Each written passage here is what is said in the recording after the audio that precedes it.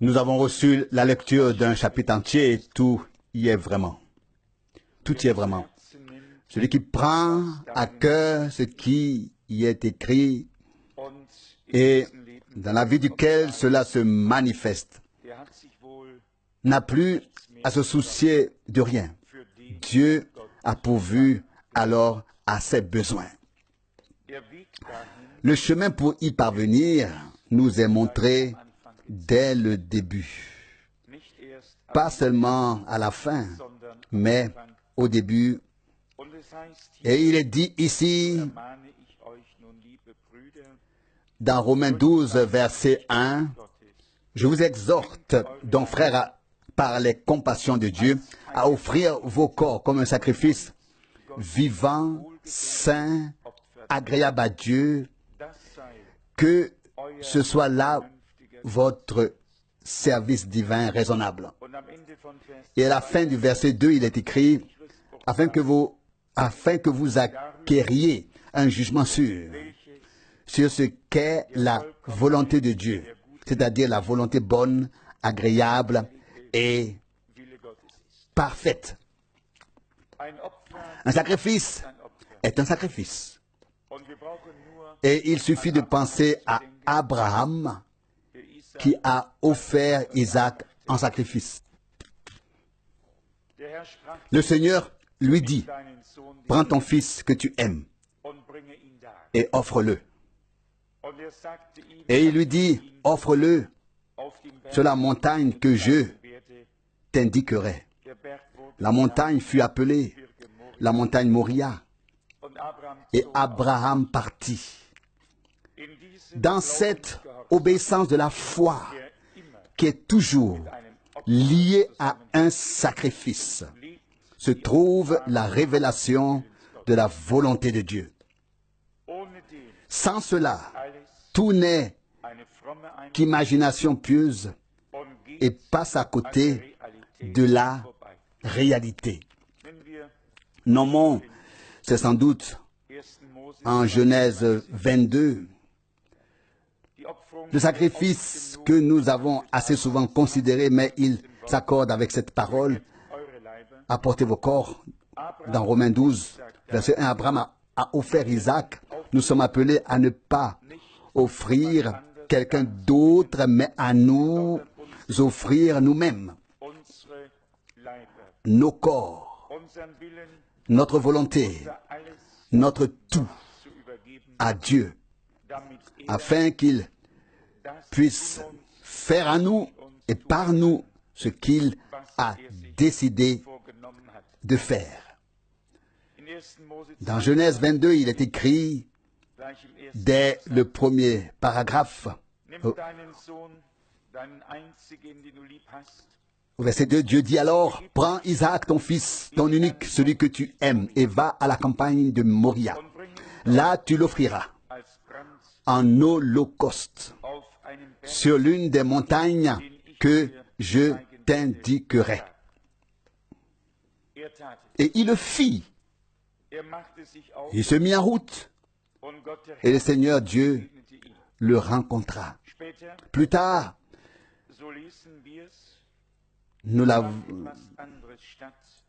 c'est ainsi que nous le lisons, quelque chose d'autre eut lieu sur la même montagne.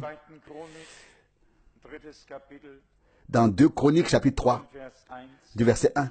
2 Chroniques, chapitre 3, du verset 1. Salomon commença alors à bâtir le temple du Seigneur à Jérusalem sur la montagne de Moria, où le Seigneur était apparu à David son père, à l'endroit que David avait désigné pour cela, c'est-à-dire sur l'aire du Jébusien Ornan. Qu'est-ce que c'était? Les pères de la foi ont tous suivi le même chemin, ont tous suivi le même Dieu, servi le même Dieu, servi le même Dieu, se sont tous tenus dans l'obéissance de la foi.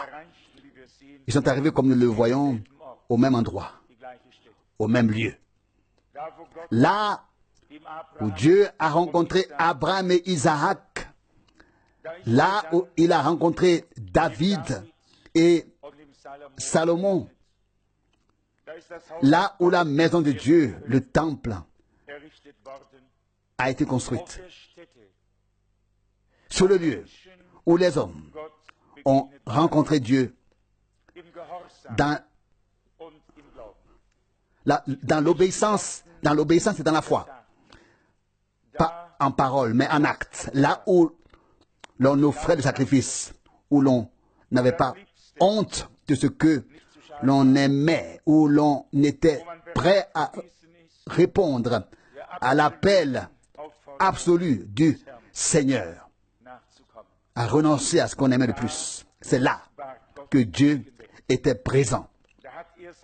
C'est là qu'il a fait mémoire de son nom et qu'il a répandu la bénédiction en abondance. Abraham a fait ce que nous devons tous faire, c'est-à-dire ce que Dieu nous ordonne de faire.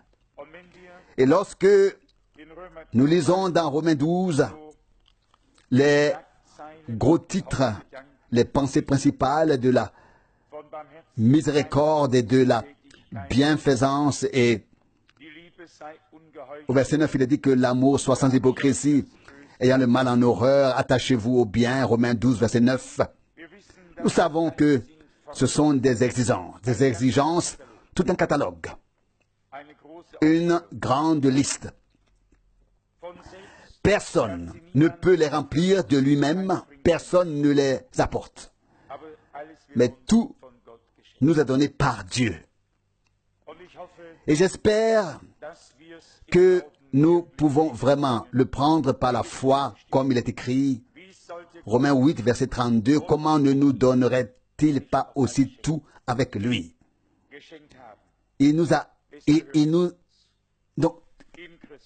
donné, il nous l'a donné, et cela nous appartient en Christ, Jésus notre Seigneur. L'amour de Dieu a également été chanté dans les cantiques, et en écoutant ainsi la pensée de la parole dans l'Épître aux Hébreux, mais venu celui que Dieu aime, il le punit et le châtie. Hébreux 12, 6. Et en effet, il n'y a pas de plus grande leçon pour un père que d'avoir négligé le châtiment. Il n'y a pas de manquement équivalent, pas de manquement du tout.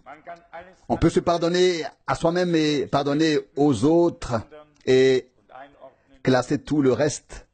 Si l'on a des moments de lumière et de grâce auprès de Dieu, mais un faux amour qui laisse tout passer, qui passe à côté de tout, qui écoute tout, et qui laisse tout passer, tolère tout, celui-là portera un jour un mauvais fruit. Et si nous comprenons bien Dieu et croyons de tout cœur sa parole, il le dit lui-même, celui que j'aime, je le punis et je le châtie. Et Paul écrit, Hébreux 12, 11, il est vrai que tout châtiment nous paraît pour le moment, non pas agréable, mais affligeant.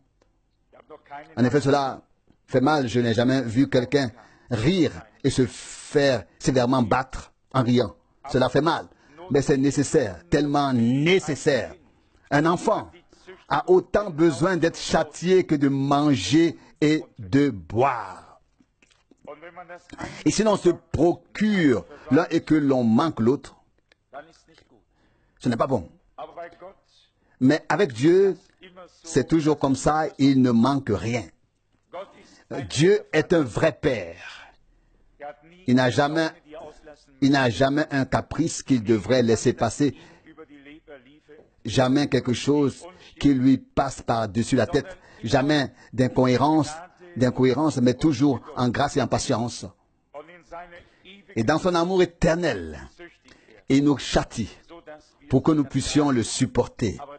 Mais c'est ainsi que nous sommes éduqués à l'obéissance. Un enfant qui n'est pas châtié ne pourra jamais être obéissant, même à 80 à 80 ans, parce qu'il ne sait pas ce que cela signifie. Et si nous ne connaissons et ne trouvons jamais les limites, ce n'est tout simplement pas possible. Mais si nous sommes devenus de véritables enfants de Dieu, alors nous devrions nous laisser dire et même demander au Seigneur de le faire. Même il saura certainement déjà de lui-même ce qu'il faut faire. Mais alors que nous ne refusions pas, mais que nous soyons silencieux et que nous puissions dire, Seigneur, même si je ne le comprends pas maintenant, combien de fois avons-nous pensé en tant qu'enfants, eh bien, ce n'était sans doute pas nécessaire, mais combien de fois était-ce nécessaire? Et on nous a laissé passer sans rien nous dire. Mais Dieu est un vrai Père. Il nous aime d'un amour éternel, intime, divin. Et c'est pourquoi il nous éduque selon sa volonté et selon sa parole. Que l'amour soit sans hypocrisie. Romains 12, verset 9. Ayez le mal en horreur, attachez-vous au bien. Verset 10. Dans l'amour fraternel les uns envers les autres, soyez pleins de cœur, dans la révérence d'évancer l'autre. Et c'est précisément parce qu'il est écrit pour la fin des temps parce que l'iniquité ou l'injustice sera accrue, que l'amour du plein grand nombre se refroidira. Et il ne peut se refroidir que là où il a brûlé une fois. Ne peut tomber que celui qui a été accroché. Nous le comprenons tous. Un fruit qui n'est pas sur le tronc, sur l'arbre, ne peut jamais tomber. Il ne peut jamais tomber. Si on n'est pas dessus, on ne peut pas être coupé. Si l'amour de Dieu n'a jamais brûlé, il ne peut pas non plus s'éteindre. Il ne peut pas s'éteindre. Nous devons donc veiller les uns sur les autres et sur nous-mêmes, afin de prendre au sérieux chaque avertissement du Seigneur et de dire, ô Dieu, aie pitié de nous et aide-nous. Au verset 10, dans l'amour fraternel les uns pour les autres, soyez pleins de cœur. Où trouve-t-on cela aujourd'hui? Nous avons en frère Branham un si grand exemple. Et celui qui cherche son pareil sur terre ne le trouvera pas. Un homme qui savait toujours distinguer s'il se tenait sur la plateforme et devait apporter et exposer la parole de Dieu ou s'il mentionnait nommément des personnes dont il ne faisait que parler en bien. Comme il en a eu du mal lorsqu'il a réprimandé une seule fois, le pentecôtiste mondial et que dans le sermon suivant, il avait déjà dit, je n'aurais pas dû le faire, même si c'était le bon sens, le bon moment, même si c'était le bon moment, c'était à sa place. Mais son cœur était plein d'amour, plein des pulsions les plus sacrées. Et nous tous, qui avons peut-être un peu lu et regardé derrière les choses, nous savons que tout ce qui brille n'est pas or. Et que tout n'allait pas aussi bien pour tout le monde que ce qui était parfois dit ou mentionné à l'extérieur. Et pourtant, c'était sincère. Cet homme de Dieu savait qu'il y avait des tâches à accomplir, comme à l'époque d'Abraham, les deux messagers qui sont allés à Sodome, et puis la remarque est faite pour frapper les sodomites d'aveuglement et faire sortir Lot. Une simple remarque, mais tellement de choses là-dedans. À quoi sert le plus grand service, même de la part des deux hommes les plus connus, si cela rend les gens aveugles? Et parce que c'est justement cette déclaration qui est faite ou qui a été faite. Je ne peux m'empêcher de penser à l'interview dans un journal à Londres lorsque la mitraillette de Dieu de l'époque était là et qu'on lui a posé la question, quelle est votre position vis-à-vis des catholiques? Et il a répondu, je suis plus proche d'eux que des tendances protestantes extrêmes. Et bien sûr, le journal publie cela en entier. La question que nous pourrions nous poser serait, qu'aurait répondu l'homme de Dieu lui-même? De qui était-il proche? Il n'avait pas besoin, même pas aux journalistes, de dire quoi que ce soit de savoureux. Il se tenait devant son Dieu et nous en sommes si reconnaissants que le Seigneur avait une bouche par laquelle il pouvait parler. Que Frère Branham n'était pas infaillible, nous le savons tous. Mais il n'y a jamais eu d'homme infaillible sur la terre. Mais la parole de Dieu, que le Seigneur a prononcée par son intermédiaire, est infaillible et le restera. Et puis, le fait que nous ayons reçu des psaumes un tel comme base de prédication s'inscrit malgré tout dans le concept global. Et c'est un psaume des Koraïtes. Et Frère Branham ne parle jamais que de David, qui s'est occupé de Dieu dans ce psaume, et Dieu de David. Et David n'avait absolument rien à voir avec cette affaire. Le psaume n'était pas du tout de David. Et puis nous avons tant de mal à traduire. Et puis nous pensons, bon sang, maintenant il ne parle que de David, et David n'a absolument rien à voir avec tout le psaume. Et vous pouvez vous imaginer que la sueur coule alors du front et que l'on se dit, Frère Branham, homme de Dieu, il aurait mieux valu que tu lises aussi attentivement le premier verset pour savoir qui a écrit le psaume, qui en est l'auteur. Mais Dieu a permis que cela se passe ainsi, afin que les frères se rendent compte en ces jours qu'aucun homme ne peut être infaillible. Pour moi, la prédication a la même signification. Pour cela, nous aurions pu dire la même chose que ce que nous avons dit. C'est mon cri et le tien, ta vie et la mienne, tes besoins et les miens, tes soucis et les miens. Tout ce qui a été dit, peu importe comment, où et quand, cela a été dit par le Saint-Esprit. Mais cela nous montre tout de même que les hommes sont des hommes et que Dieu peut les utiliser d'une manière si merveilleuse malgré tout. Cela ne serait jamais arrivé aux deux autres personnes que nous ne mentionnons pas non plus. Ils auraient toujours su qui avait dit et écrit cette chose. Seulement, Dieu n'aurait pas parlé à travers eux. Vous voyez, pouvez-vous voir que Dieu a vraiment pris ceux qui sont fous aux yeux du monde pour laisser les sages s'en aller comme des fous.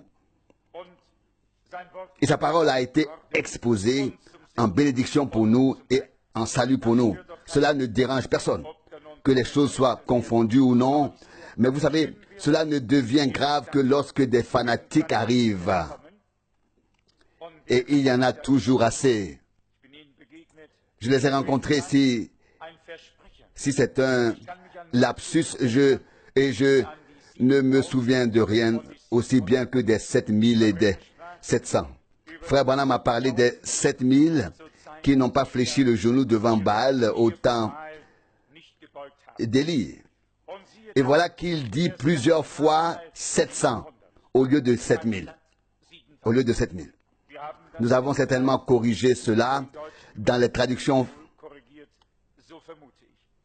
allemandes, je le suppose. Mais dans le sermon en anglais, les 700 ont été mentionnés à plusieurs reprises. 700.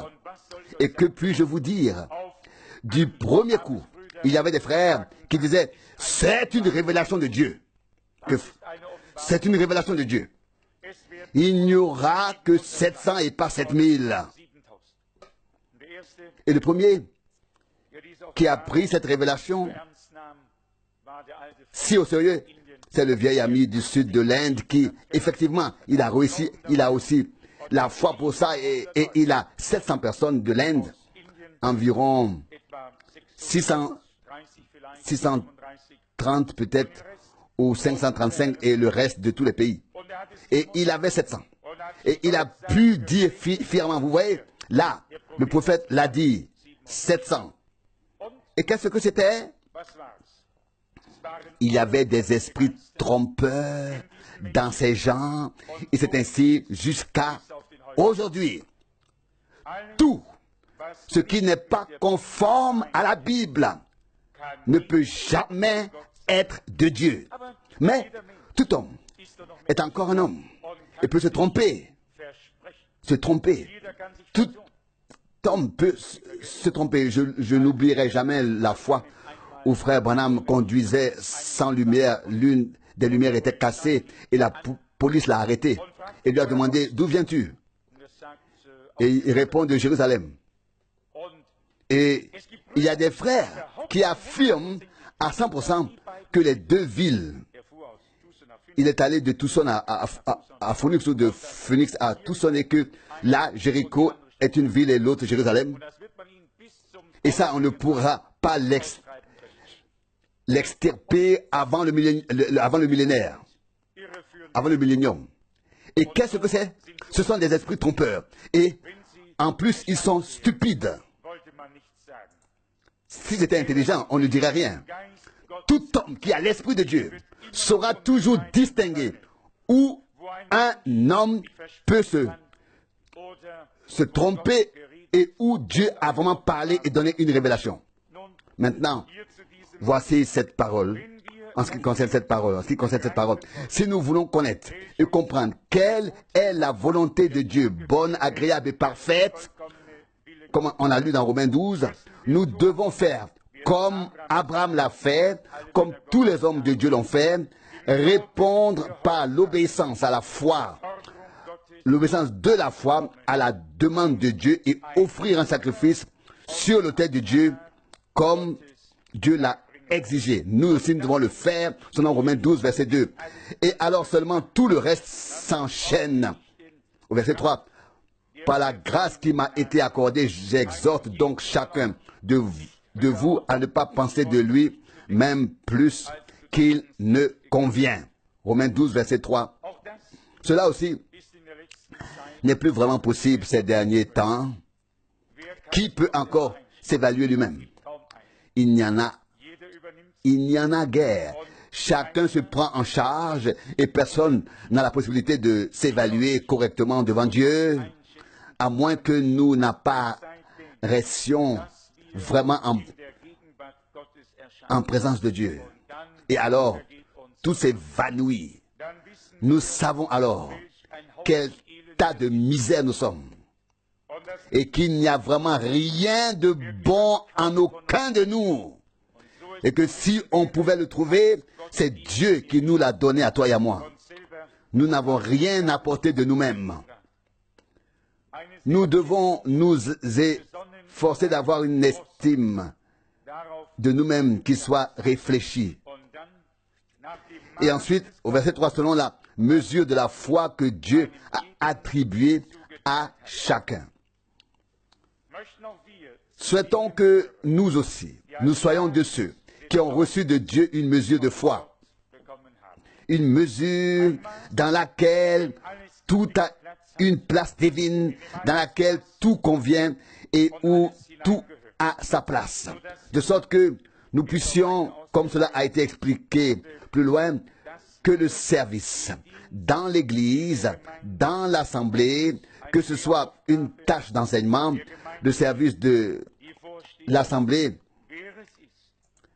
que ce soit celui qui préside, qui que ce soit, que tout se déroule harmonieusement pour l'édification de l'Assemblée du Seigneur. Mais soyons tout à fait honnêtes, si l'on disait aujourd'hui à quelqu'un une parole d'avertissement, comme la réponse serait peut-être vite venue, la personne dirait: je ne me laisserai rien dire de toi, par toi. Cela peut arriver, n'est-ce pas? Mais alors nous devrions tout de suite avoir l'honnêteté de dire: cher cœur, ne t'imagine pas que tu appartiens au corps du Seigneur en te comportant comme ça. Tout le monde devrait alors savoir d'emblée. Celui qui n'accepte pas l'enseignement se trouve exactement là où se trouve celui qui n'accepte pas aussi la réprimande, la correction, la réprimande. Et celui qui se tient là où les deux se tiennent, c'est précisément celui qui n'a pas pris garde au fait que Dieu a aussi établi dans son assemblée son ordre. Tel qu'il est écrit, nous devons veiller sur vos âmes comme ceux qui doivent un jour rendre compte à Dieu. Hébreux 13, verset 17. Il y a un ordre divin dans l'Église de Dieu. Et tous ceux qui font partie de l'Assemblée se conforment à cet ordre divin. Pensez à la prédication de Frère Branham intitulée « L'ordre de l'Église ». Et combien les questions étaient difficiles. Et pas seulement les questions, mais les réponses étaient encore plus difficiles. Et il était dit où il est dit, que devons-nous faire lorsque nous exhortons des enfants, avertissons les enfants et que les parents s'en prennent à nous, et ainsi de suite. Et alors Frère Branham avertit et dit, c'est la maison de Dieu et nous devons tous nous y soumettre. Et il dit même, les diacres sont les policiers dans l'assemblée. Ils montent la garde, ils surveillent. Mais vous savez, je veux dire qu'au cours de ces années, depuis son départ, il s'est produit un tel glissement de terrain. Les choses se sont tellement détériorées et aggravées que Frère Branham serait probablement effrayé s'il était de retour aujourd'hui. Est-ce vrai? Je le pense vraiment. Le temps ne s'est pas amélioré. Au contraire, il s'est aggravé. Ne le sentons-nous pas tous? Le temps a empiré. Il y a 20 ou 30 ans, tout allait encore à peu près. Il y avait encore la crainte de Dieu parmi les croyants. Bien sûr, la langue était toujours un peu déliée. Elle n'est pas aussi solide que les dents. Mais c'est justement la misère, c'est le problème. C'était et ce sera toujours le cas. Mais la situation actuelle telle qu'elle est n'était pas non plus celle d'il y a 10 ans. Pas encore, certainement pas. C'est insaisissable. Mais nous le voyons partout, pas seulement parce que nous avons des choses à déplorer ici. Regardez donc le paysage politique, l'économie, tout, c'est le chaos. Personne ne s'y retrouve plus. Tout ne va plus dans le bon sens. Le diable met tout en désordre. Et vous savez que le nom grec Diopolos signifie en français, en allemand, pardon, celui qui met en désordre. Et c'est cela. Il exerce sa fonction et il faut bien dire qu'il ne porte pas tous ses titres en vain. Ce qu'il fait, il le fait plutôt bien. Bien sûr, parfois à notre détriment, mais en fin de compte, tout doit nous servir ou nous servira pour le bien. Donc, tout ce que Dieu a promis à l'Église, tout ce qu'il y a mis, tout ce qu'il y a placé, tous ceux qui font partie de l'Église le reçoivent et l'acceptent. Il n'y a pas d'autre voie. Celui qui ne peut passer, celui qui veut passer à côté, passe à côté de Dieu lui-même. Alors, bien sûr, il s'agit ici de l'amour fraternel dans Romains 12, verset 10. Ce que l'on a déjà vécu là, il ne faut pas y penser. Combien de fois ai-je été pressé? Vous savez bien que parfois on n'est pas si solidement construit. Il y a des frères qui poussent si fort que ça fait mal. C'est de la douleur, mais tout cela s'est fait par amour comme on le pensait. Mais l'amour fraternel n'était pas intime et il n'était pas aussi fort et chaleureux que les bras ou les os que l'on sentait là en se serrant fortement les mains. De quoi il s'agit-il? Il s'agit de comprendre que Dieu veut préparer son peuple. Non pas avec un visage pieux, mais avec un cœur qu'il a pu s'approprier pleinement. Avec un cœur qui n'est ni un repère de brigands, ni une force d'assassins. Non pas un visage qui feint, qui trompe, mais un cœur plein des entrailles saintes, instincts plein de foi et plein d'amour.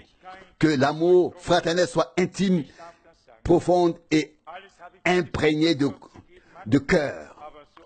J'ai le droit de le dire, je n'ai certainement pas tout ce que Dieu a à donner, mais j'ai certainement déjà reçu quelque chose, quelques dons. Il est dit ici ensuite au verset 10, dans la révérence que l'un précède l'autre. Cela aussi m'a toujours préoccupé. Pensez-vous que j'accorde la place aux frères uniquement parce que je suis drôle? Non, c'est parce que je les apprécie, parce que je les aime et parce que je les estime plus grands que moi, plus haut que moi-même. C'est ainsi que les choses se passent réellement. Et je pense que chaque frère peut dire la même chose. Nous nous aimons et nous nous estimons les uns les autres. Et nous nous souhaitons à chacun que les abondances des bénédictions de Dieu, comme nous serions tous heureux si Dieu pouvait bénir chacun, le bénir puissamment. Il est dit plus loin, au verset 11, Romains 12, verset 11, ne perdez pas de vue ce qui relève du zèle. Soyez pleins d'ardeur dans l'esprit, prêts à servir le Seigneur. Oui. Réjouissez-vous dans l'espérance, verset 12. C'est ainsi la seule chose. Pas dans les circonstances, pas dans les situations, mais dans l'espérance. Et ensuite, être patient dans la souffrance, verset 12. On ne peut pas se réjouir grandement dans la souffrance. Remarquez, comme Dieu est sage, comme tout s'accorde, on ne peut tout de même pas dire à l'affligé chante maintenant des chants de joie. Non, on s'assoit avec lui, pleurez avec ceux qui pleurent et réjouissez-vous avec ceux qui se réjouissent. Romains 12, verset 15. Le verset 12 de Romains 12. Soyez joyeux dans l'espérance, patient dans la souffrance, verset 17. Ne rendez à personne le mal pour le mal. Ayez soin de ce qui est louable aux yeux de tous les hommes. Verset 18. Si c'est possible aussi que, autant qu'il dépend de vous, vivez en paix avec tous les hommes. Pour autant que cela dépend de nous. Si cela ne plaît pas aux méchants voisins, que peut-on y changer? Mais nous,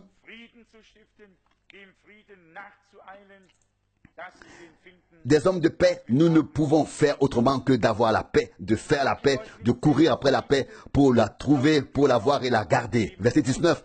Ne vous vengez pas vous-même, bien-aimés, mais donnez place à la colère, car il est écrit, à moi la vengeance je rendrai, dit le Seigneur. Un enfant de Dieu a la nature de celui qui nous a rachetés. Et nous n'appelons pas à la vengeance, nous disons Seigneur, pardonne-leur. Ils ne savent pas ce qu'ils font. Et un homme qui a reçu le pardon de Dieu et auprès de Dieu ne pourra pas faire autrement que d'accorder également la même chose à tous les autres. À tous les autres. Dans le 5e chapitre d'Esdras, nous lisons les paroles suivantes à partir du verset 1. Esdras, chapitre 5, verset 1. Agé, le prophète, et Zacharie, fils d'Iddo, le prophète, prophétisèrent aux Juifs de Juda et de Jérusalem au nom du Dieu d'Israël, dont l'Esprit était sur eux. Arrêtons-nous un peu ici sur cette pensée.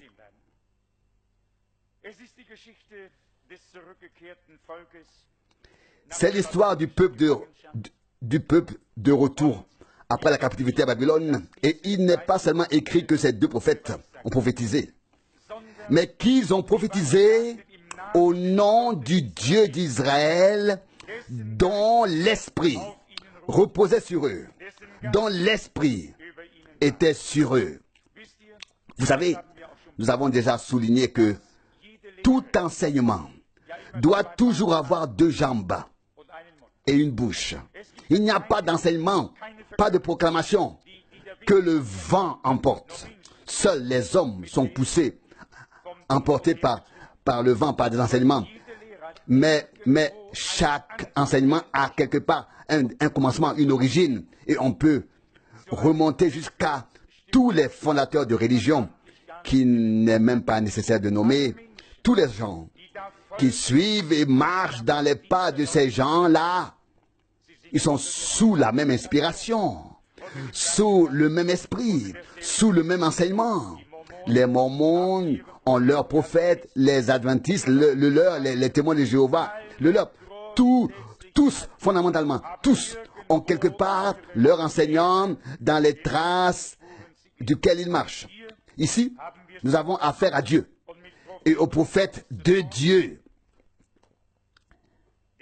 L'Esprit de Dieu ne reposait pas seulement sur eux, sur ceux qui ont prophétisé à l'origine et mis par écrit la parole de Dieu. Mais l'Esprit de Dieu reposait à l'époque de l'accomplissement de la prophétie biblique sur ceux aussi qui ont communiqué la parole au peuple de Dieu à l'époque où elle s'est accomplie et sur lesquels ils ont pu s'orienter.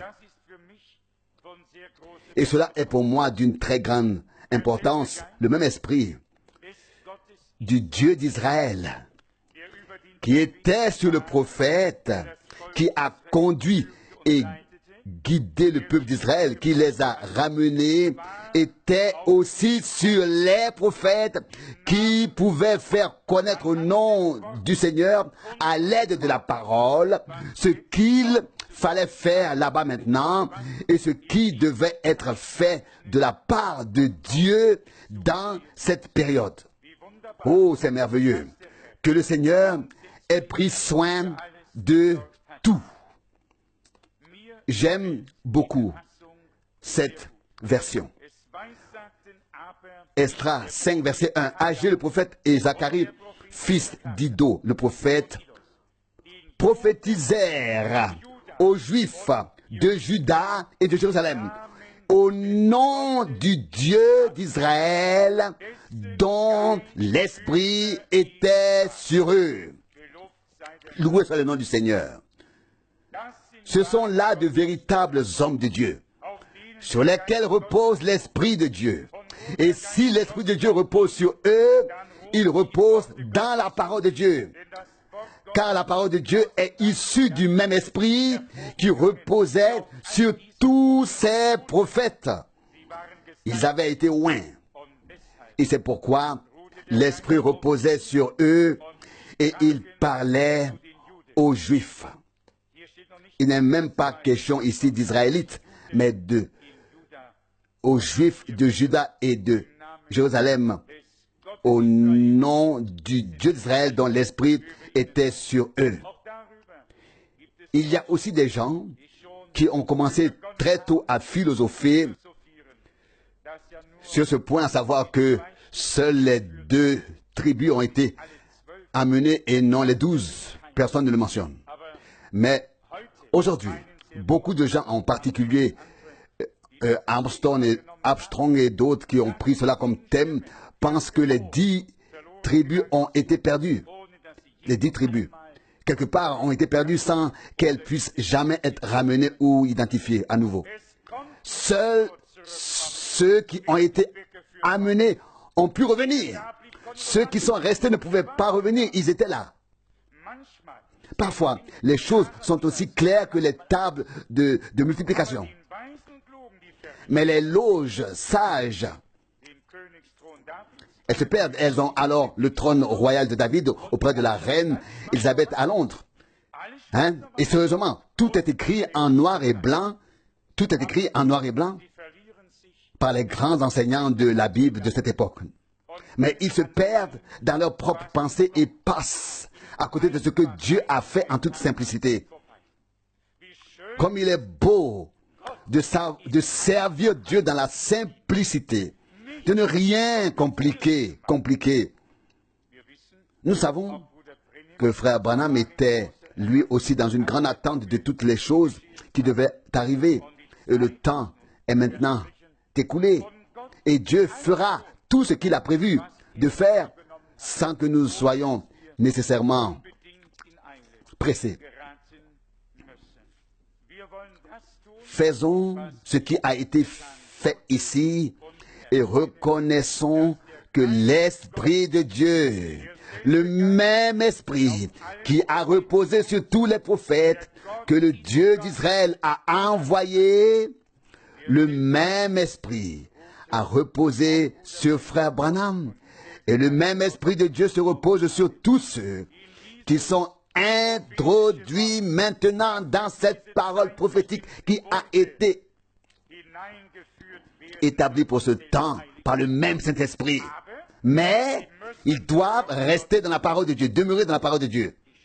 Je l'écris maintenant dans la lettre circulaire, peut-être pour le chagrin de tous ceux qui font tant d'affirmation et utilise des citations que Frère Branham, lorsqu'il a parlé à Chicago, devant plus de 300 professeurs spirituels, docteurs et théologie, un docteur en théologie, évêque et toutes sortes de choses. Et il a senti dans son esprit, dans l'esprit de Dieu, il a senti qu'il y avait des gens qui secouaient la tête et qui n'avaient pas avalé ce qu'il avait à dire. Il a lancé le défi. Il a pris la Bible et il a dit, si quelqu'un pense que ce n'est pas juste, ayez le courage de prendre votre Bible, de venir maintenant ici sur la plateforme et de vous tenir à côté de moi. Puis il a dit, si vous ne pouvez pas le réfuter avec la Bible, alors tenez-vous tranquille. Si on demandait aujourd'hui à tous ces gens qui interprètent cet honneur, qui savent tout sur tout, de se mettre devant et de prendre la Bible et de montrer ce que vous avez dit dans la Bible, montrez-le dans la Bible. Où est-ce que cela est écrit? Comme ces gens doivent se sentir ridicules. Sans qu'ils le voient, ils ont quitté la parole de Dieu à laquelle ils pensent avoir été ramenés. Comme nous l'avons souvent dit, nous pouvons avoir l'impression temporaire d'être des idiots, de ne pas pouvoir participer à la course. Non, nous ne sommes pas faits pour cela. Dieu ne nous a pas destinés à cela. Dieu nous a destinés à être silencieux quand la colonne de feu s'abaisse et à nous lever seulement quand elle s'élève et à marcher quand il avance, à dire ce qu'il a dit. Et dans tous les cas, il reste le Dieu de sa parole. Le diable peut accomplir bien des choses et peut-être même nous causer du tort.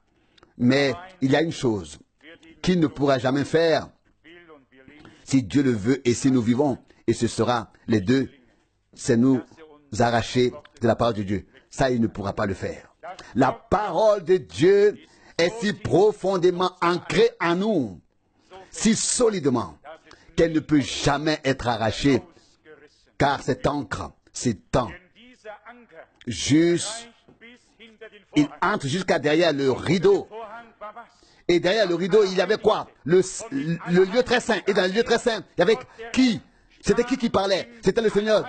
C'était Dieu le Seigneur qui parlait lui-même dans le lieu très saint. Les gens dont l'encre s'étendait jusqu'à l'arrière du rideau. Le lieu très saint, amarré dans l'arche d'alliance, n'appartenait pas à un homme. Ils appartenaient à Dieu. Et ce n'était pas un homme qu'ils avaient écouté, c'était Dieu qu'ils avaient écouté, qu'ils avaient entendu. Et la chose reste ferme pour toujours et à jamais. Nous pouvons en être reconnaissants, même si nous sommes temporairement éprouvés, châtiés et tout, ce qui en découle. D'un point de vue biblique, Dieu nous veut terriblement du bien. Du bien. Car il nous a mis à son école, nous enseigne et utilise parfois des méthodes d'éducation qui sont douloureuses, mais elles ont beaucoup de bien en elles, même si nous ne pouvons pas encore tout à fait le reconnaître au moment de la correction. Bien-aimés, réjouissons-nous de cela. Remercions Dieu que le même esprit qui était sur tous les prophètes soit aussi sur Frère Branham, se reposait sur Frère Branham, et nous n'en avons pas honte. Au contraire, nous en sommes reconnaissants. C'est notre conviction, la mienne du moins, que Dieu n'a appelé qu'un seul homme comme prophète dans cette génération. Pas deux ou trois, mais un seul. C'est à lui qu'il est apparu dans la colonne de feu, c'est lui qui l'a mandaté, c'est lui qui l'a envoyé, et c'est lui qui nous a parlé au nom du Seigneur. La parole prophétique a été placée sur le chandelier. Qu'avons-nous souvent lu de Moïse? la nuée de gloire s'est inclinée au moment où il est entré dans la tente de révélation. Et le peuple s'est présenté à l'entrée pour recevoir la réponse de Dieu. Bien-aimés, Dieu nous a parlé en ces jours. Pas dans le parvis, pas dans le sanctuaire. Il est allé jusqu'au lieu très saint. Cela est allé jusqu'au lieu très saint. Cela est allé jusqu'à l'arche d'alliance. Aller jusqu'au trône de la grâce, jusqu'à l'endroit où Dieu se révèle dans sa gloire à son peuple. Puisse cette ancre être si fermement ancrée en Dieu que rien ni personne ne puisse la détacher et être détaché. Les deux prophètes ont parlé aux Juifs de Juda et de Jérusalem au nom du Dieu d'Israël, dont l'Esprit était sur eux. Oh, c'est ce que je souhaite tout le temps, et particulièrement lorsque nous nous présentons ici devant le peuple de Dieu. Oh, que l'onction de Dieu, l'onction de l'Esprit, l'inspiration de l'Esprit, que Dieu puisse être ainsi avec nous. Que tous ceux qui entendent la parole de Dieu soient fortifiés, qu'ils soient affermis, qu'ils soient fondés, qu'ils soient édifiés et qu'ils puissent offrir à Dieu des sacrifices spirituels. Il ne reste que ce verset, le verset 2. Verset 2. Après cela, Zorobabel, fils de Séatiel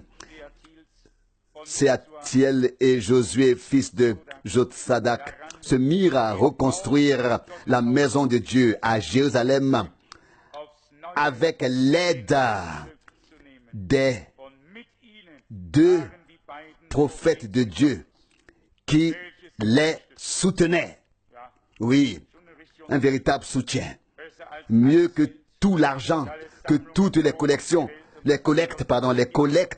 le pain pour le monde et tout ce qui existe, mais un soutien de Dieu dans lequel les prophètes sont au milieu du peuple de Dieu afin que des instructions et des ordres bibliques puissent être donnés. Il n'a pas seulement été construit, il a été construit là où Dieu est apparu à Abraham et Isaac. Il a été construit là où Dieu était apparu à David et à Salomon. Construit à l'endroit où se trouvait le temple à l'origine. Tout a été déblayé auparavant et ensuite on a construit. Les deux prophètes étaient là. Et tous ceux qui se sont mis au travail ont eu le soutien total de ces deux prophètes de Dieu. L'expression est également belle. Des prophètes de Dieu. Pas seulement des prophètes, mais des prophètes de Dieu. Ce n'est pas seulement l'esprit qui repose sur eux, mais l'esprit du Dieu d'Israël.